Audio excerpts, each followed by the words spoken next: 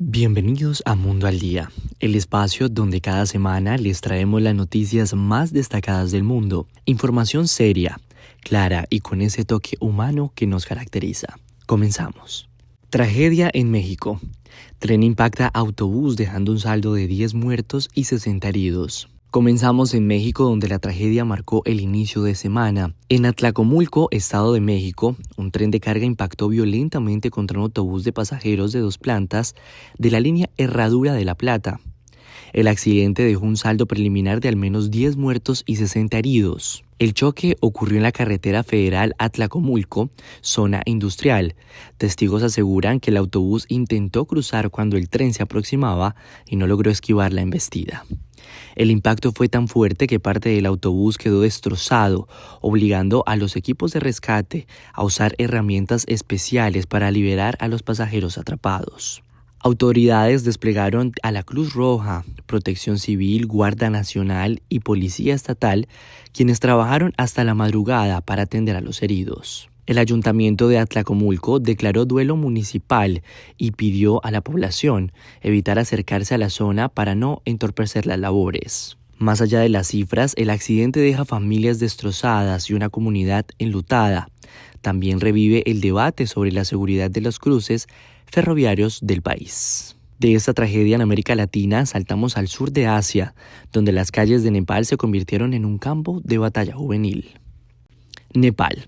Protestas juveniles dejan 19 muertos y más de 300 heridos. En Katmandú y otras ciudades de Nepal, miles de jóvenes se levantaron contra la corrupción, el nepotismo político y la censura de las redes sociales. Lo que empezó como una marcha pacífica hacia el parlamento terminó con violencia.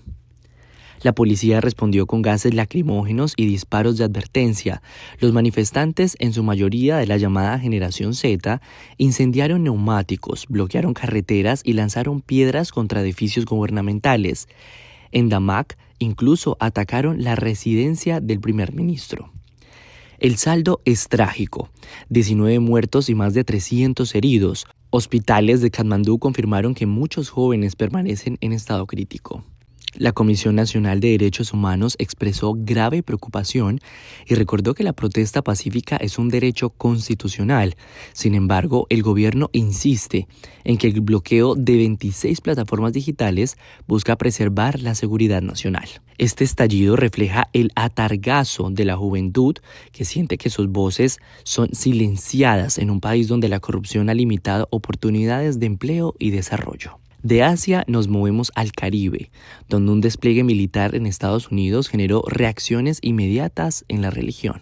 Lula critica despliegue de Estados Unidos en el Caribe, factor de tensión. El presidente brasilero Luiz Inácio Lula da Silva criticó fuertemente a Estados Unidos durante una cumbre virtual del grupo BRICS. Lula señaló que el despliegue de buques militares en el Mar Caribe es un factor de tensión incompatible con la vocación pacífica de la región.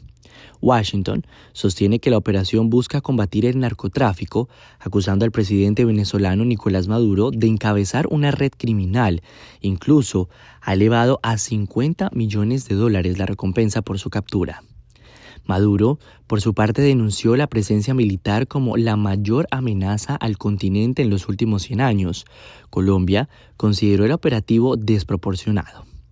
Las palabras de Lula llegan en un momento clave cuando líderes como Xi Jinping, Vladimir Putin y Cyril Ramaphosa también reclaman un orden internacional más equilibrado. Y mientras tanto, en Caracas, Maduro respondió con una demostración de fuerza militar sin precedentes. Maduro ratifica movilización de 25.000 militares en fronteras.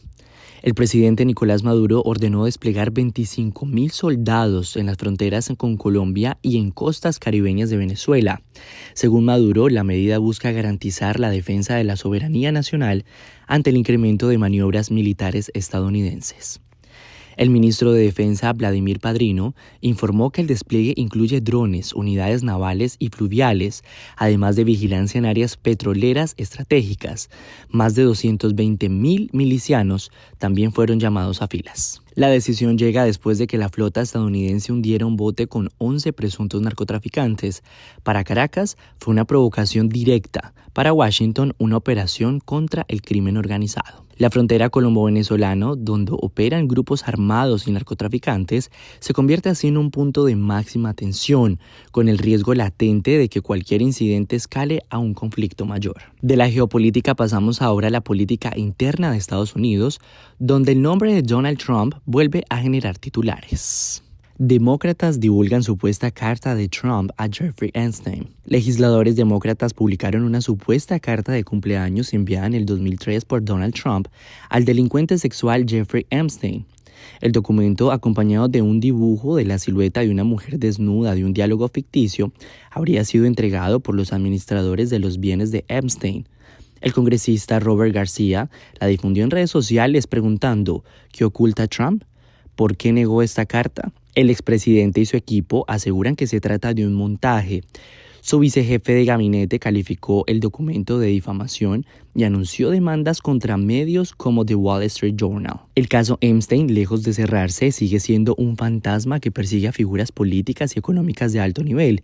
Y cada nuevo documento alimenta teorías y sospechas sobre quienes integraban supuestamente su círculo. De los tribunales pasamos al deporte, donde Trump volvió a ser protagonista, esta vez en Nueva York. Trump es abucheado en la final del US Open.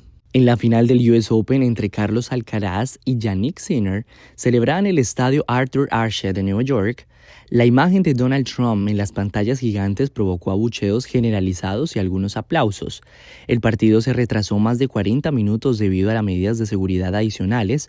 Cuando finalmente apareció en la pantalla la reacción del público, dejó en claro que la división que genera su figura, incluso en un evento deportivo, deja mucho que pensar. Este episodio refleja cómo la política estadounidense se infiltra en todos los espacios de la vida pública, desde los tribunales hasta las canchas de tenis. Seguimos en Estados Unidos, pero esta vez con un fallo de la Corte Suprema que impacta directamente a la comunidad migrante. Suprema respalda redadas migratorias sin orden en Los Ángeles. La Corte Suprema dio luz verde a que agentes de inmigración realicen redadas en Los Ángeles sin necesidad de orden judicial, basadas únicamente en sospechas razonables. El fallo, aprobado por 6 votos contra 3, suspende una medida previa que protegía a miles de migrantes. Para organizaciones de derechos humanos, esta decisión legitima prácticas discriminatorias que ponen en riesgo a cualquiera que luzca o suene como inmigrante. La jueza Sonia Sotomayor, en su voto disidente, calificó el fallo como un grave abuso que erosiona derechos fundamentales. En contraste, el juez Brett defendió la medida como parte de la ley federal vigente desde hace 2 décadas. Con este fallo, la Casa Blanca fortalece la agenda de deportaciones masivas, lo que anticipa más confrontaciones entre California y el gobierno federal. Del sur de California pasamos al Caribe, donde la aviación civil estadounidense mantiene restricciones por seguridad. FAA prohíbe vuelos a Puerto Príncipe hasta el 2026. La Administración Federal de Aviación de Estados Unidos extendió hasta marzo del 2026 la prohibición de vuelos hacia Puerto Príncipe, Haití. La decisión se debe a que bandas criminales controlan casi el 90% de la capital y representan un riesgo para aeronaves que vuelan por debajo de los 10.000 pies. Se han reportado disparos contra aviones en aproximación. La FAA aclaró que aeropuertos como Cabo y Haitiano en el norte y Anthony Simon en el sur no están afectados. Sin embargo, la medida golpea directamente la conexión entre Estados Unidos y miles de familias haitianas que dependen de estos vuelos. La situación refleja la crisis profunda que vive Haití, donde la violencia de las bandas supera la capacidad de las fuerzas de seguridad locales. De Haití nos trasladamos a Nueva York, donde líderes hispanos hicieron un llamado que sacudió la política local.